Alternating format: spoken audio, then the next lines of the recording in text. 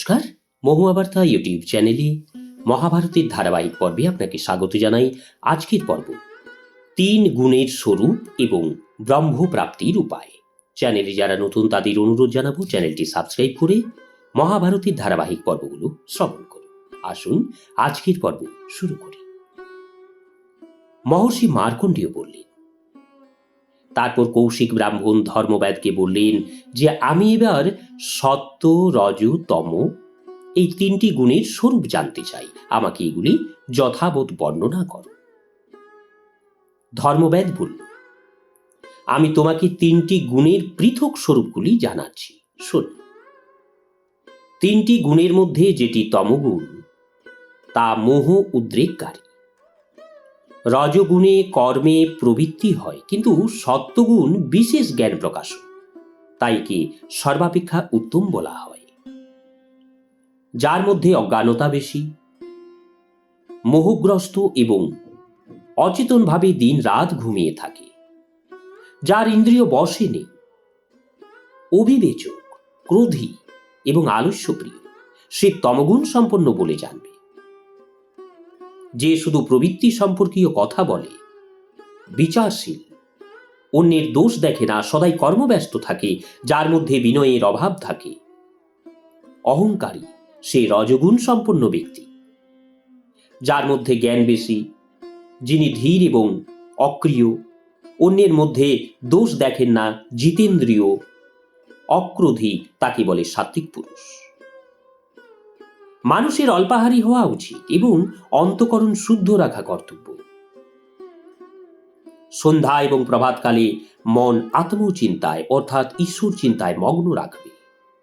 যে ব্যক্তি এইভাবে সর্বদা নিজ হৃদয়ে আত্ম সাক্ষাৎকারের অভ্যাস করে, সে নিজের মধ্যে নিরাকার আত্মাকে দর্শন অর্থাৎ বোধ করে মুক্ত হয়ে যায়। সর্বভাবে ক্রোধ এবং লোভ পরিত্যাগ করা উচিত। জগতে এই হলো তপস্যা এবং ভবসাগর থেকে পার হওয়ার সেতু। ক্রোধ হতে তপস্যাকে, দেশ হতে ধর্মকে, মান অপমান থেকে বিদ্যাকে এবং প্রমাদ থেকে নিজেকে রক্ষা করা উচিত।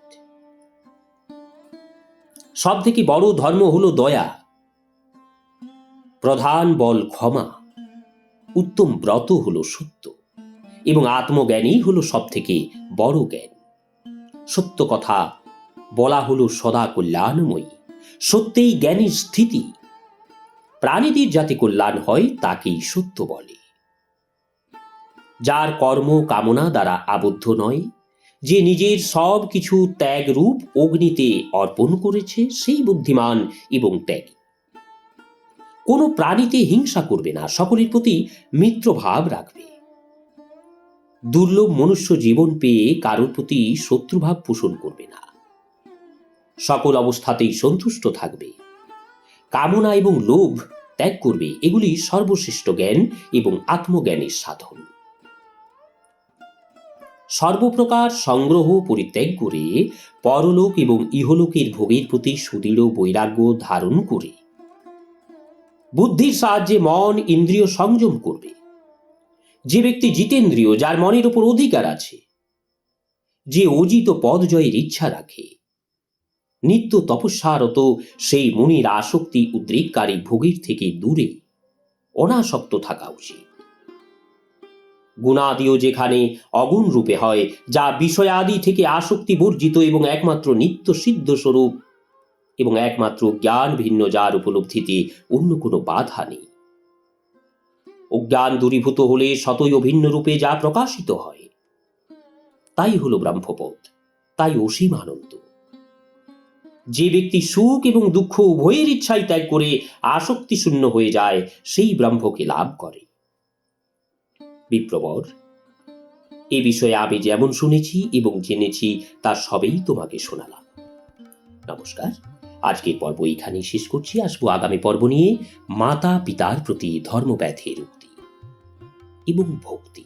চ্যানেলে যারা নতুন তাদের অনুরোধ জানাবো চ্যানেলটি সাবস্ক্রাইব করে মহাভারতের ধারাবাহিক পর্বগুলো শ্রবণ করুন। রাধে রাধে, হরে কৃষ্ণ।